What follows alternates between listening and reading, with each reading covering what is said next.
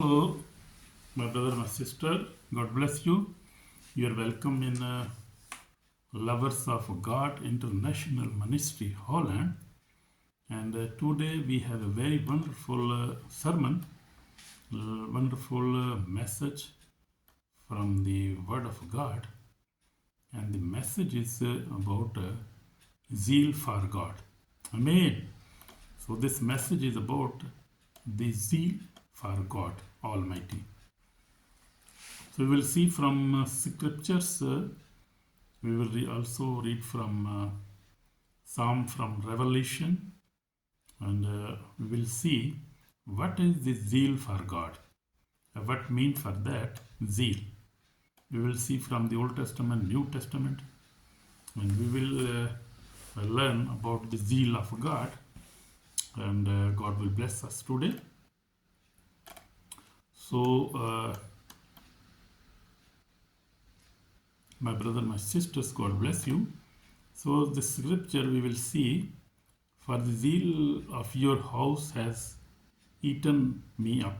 This is Psalm 69 verse 9 says, New King James Version. And the second is scripture is from the Revelation. So then, because you are lukewarm, I will vomit you out of my mouth. This is Revelation 3:16. So these are our references today. We will see what is zeal for God. Zeal for God means burning love, holy passion, and total commitment to God Almighty. Amen. So this means zeal for God. Zeal for God means burning love. The burning love which never fail. That is absolute love or absolute faith on God. So the holy passion and total commitment to God.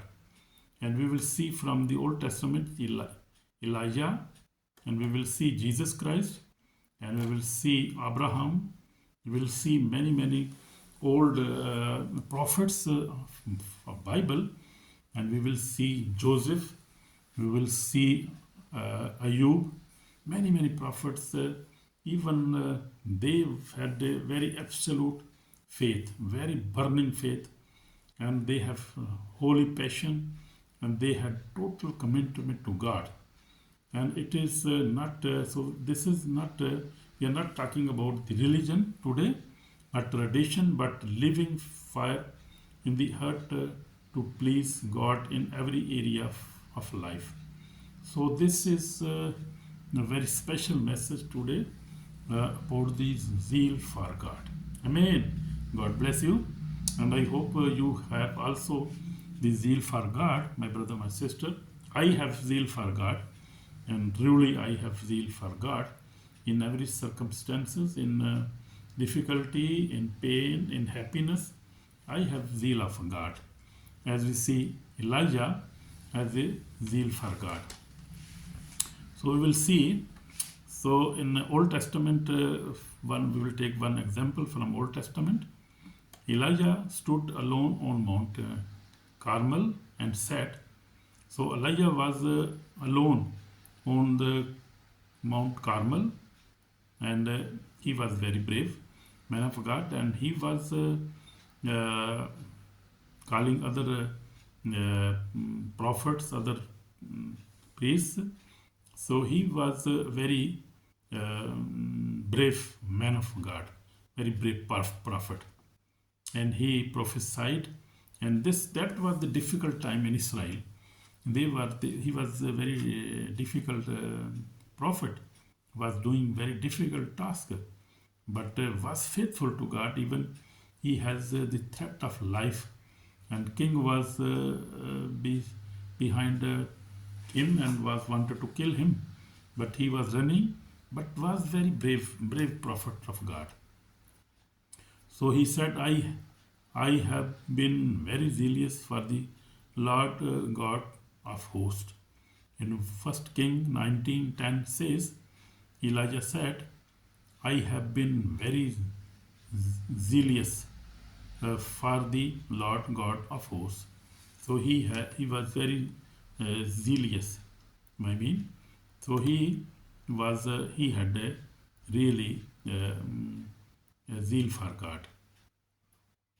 Where Israel was divided, Elijah chose God fully. So that time was, I told you, very difficult time. That was very difficult time.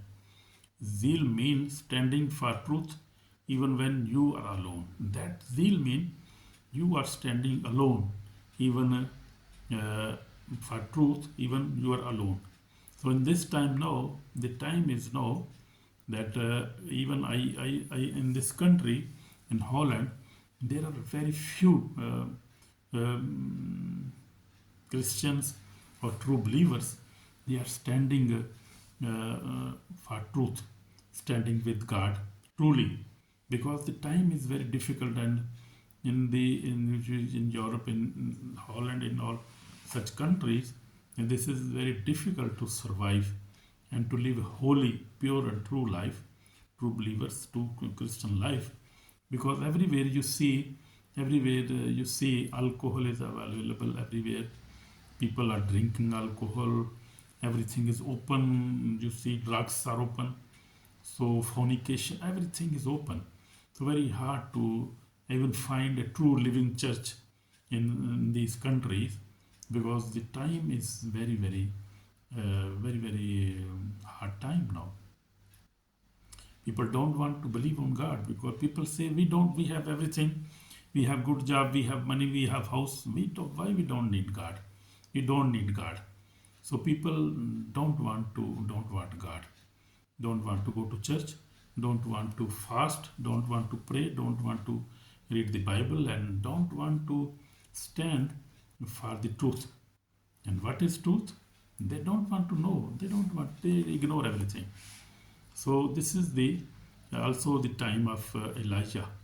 Same time is here now. So, but now we will see. So if Elijah was fighting with the king and with the false prophets, many false prophets was against him, and he sacrificed on the Mount Carmel, and then the fire came from heaven, and his sacrifice was fired, and God sent his fire, and that proved that he is truly from God, and God supported him, God backed him, God supported him, and this was the really, you see, that time the change came in Israel, and the people became to God again. So God has to prove his power, his majesty, his glory every time whenever people rebel against him. And we see the history of the Israel. We see they were many times they were sent out of country. They were in slavery. They faced slavery because they were rebelling against God, and they were worshipping other gods, idols, which God never allowed, and God never want that the Israel worship other gods, because God was their father, and God took them from Egypt, and God loved them, but they every time they were people against God, and they were worshipping other gods, and they were fornicating, they were drinking, doing all type of things, and they were disobeying God. God don't like this in our life. Even now, God never like that. So we will see now in the life of Jesus Christ. Jesus cleansed the temple. Jesus drove out many changers, because God's house had lost holiness. In Matthew 21:12-13 says that Jesus was very angry with the administration there, and he drove out money changers. Animals were there was a market like supermarket there. They were selling, purchasing. They were money changers. They were doing all business. They were earning money, and the Pharisees and the priests were involved in that business that time. They were getting money. They were earning money. They were getting rich. So that was not good, because Jesus said, "My house is for prayer." and you have make it the house of thieves. So this shows holy anger against the sin and deeper love for God, purity. So this anger was holy anger. We see holy anger mean to make everything holy. This anger was holy anger. This anger was against sin and deep love for God's purity. So this was holy anger, and he was angry on the money changers, on the marketers, and he was not happy with that because they were sinning in the temple. They were not doing good. So we see the other example. We see Jesus was obedient to the cross. Jesus obeyed the Father into death. We see in Luke, uh, true zeal is not noise, it is obedience even when it is painful. So Jesus Christ has a zeal, he has his zeal for his Father, and Jesus Christ was obedient, Son of God, and even he was obedient to the death, to the cross, which was very painful, and Jesus obeyed that cross. So we have to be also obedient in any circumstances, as I told you. So we see now fourth point is living zeal versus death religion. Zeal, prayer, repentance, holiness and love. Zeal mean prayer, repentance, holiness and love. No zeal mean lukewarm life, compromised life, and excuses of every kind of excuses. So people live a lukewarm life. They are not warm, not so they live a lukewarm life. They compromise on their life. They do every kind of thing. They also want to please God, also want to live a sinful life, and they have a compromised life. They compromise on everything, and they God never liked that. So they are always making excuses, many excuses. They are saying excuses. So as Romans 12:11 says, do not be slothful in zeal, be fervent in spirit, serving the Lord. So you can see this also from the Bible. So enemy of zeal. Enemy is not happy when believers pray, read the Bible, fast and grow spiritually. So devil, our enemy, Satan, is not happy. So he is always not happy. He tried to cool your fire with distractions, fear and comfort. So that is his agenda, his policy. So guard your zeal. So we must guard our zeal. Amen. God bless you, my brother and sister. So personally, my testimony is I am Evangelist Samuel John. I have been walking with the Lord for 46 years now. I face many challenges, but by the grace of God, for the last years, I have overcome all kind of sin, and now I live a holy life by the grace of God. This is not my power. This is the grace of God. Amen. Amen. So we have to live a holy life by the grace of God, and we must guard our zeal. We must guard our zeal. We have to guard our zeal. So this is called for repentance now. If your zeal is cold, repent today, my brother, my sister. Jesus warned that lukewarm believers face danger on the day of judgment. Return to your first love.